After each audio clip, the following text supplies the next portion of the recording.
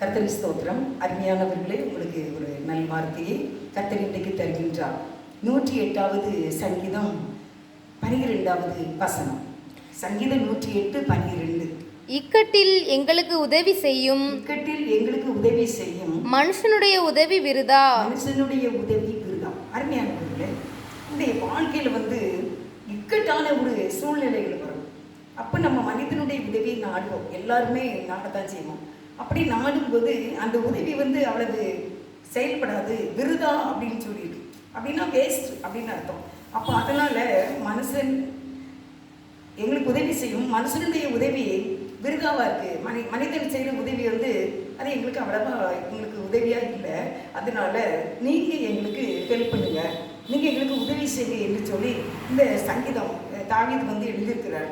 அருமையானவர்களே, நம்முடைய வாழ்க்கையில் கூட அநேக இக்கட்டுகளான டெய்லி நம்ம ஏதாவது ஒரு பிரச்சனையை சந்திக்கத்தான் செய்கிறோம்.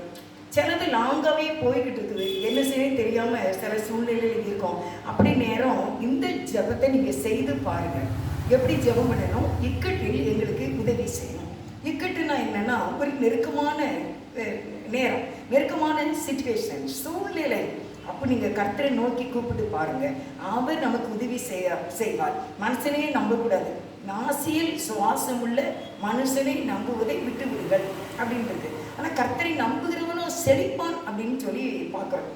அதனால் எந்த நாளில் அருமையானவர்களே, ஒரு சின்ன வேண்டுகோள் உங்களுக்கு சொல்கிறேன். உங்களுடைய எல்லா நெருக்கத்திலையும் நீங்கள் தேவனை நோக்கி கூப்பிட்டு பாருங்கள். அவர் இரக்கமும் மன உருக்கமும் நீடிய சாந்தமும் மிகுந்த கிருபையும் உள்ளவர்.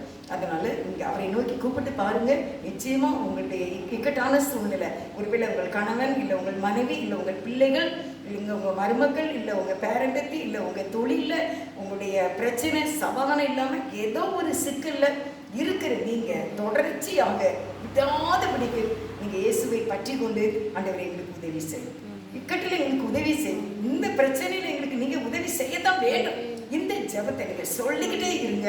மனுஷனுடைய உதவி விருதாப்பா, நீங்கள் எங்களுக்கு ஹெல்ப் பண்ணுங்கப்பான்னு நீங்கள் எவ்வளவு சொல்கிறீங்களோ அவ்வளவு சீக்கிரமாய் தேவன் உங்களுக்கு உதவி செய்வார். ஒரு ஜெபம். ஏசப்பா, எங்களுக்கு நீ உதவி செய்யும், நாங்கள் உண்மையே பார்க்கிறோம். நீர் எங்கள் பரமபிதா, எங்கள் தகப்பனப்பா, நீங்கள் எங்களுக்கு உதவி செய்து தூக்கி எடுத்துருங்க. நாங்கள் மனுஷனை நம்பலை, உங்களை மட்டும் நம்பியிருக்க ஏசப்பா. நீங்கள் எப்படியாவது எங்களை இந்த இக்கட்டான சூழ்நிலையில இருந்து, கவலையில இருந்து, பிரச்சனையில இருந்து எங்களை விடுவித்து, எங்களை சந்தோஷப்படுத்தி, எங்களை ஆசீர்வதித்து உயர்த்தி வைக்கும்படி ஜெபிக்கிறோம். நீர் எளியவனை சிறுமை நின்று எடுத்து உயர்ந்த அடைக்கலத்தில் வைத்து காப்பாற்றுகிற ஆண்டவர் என்று வேதம் சொல்கிறது.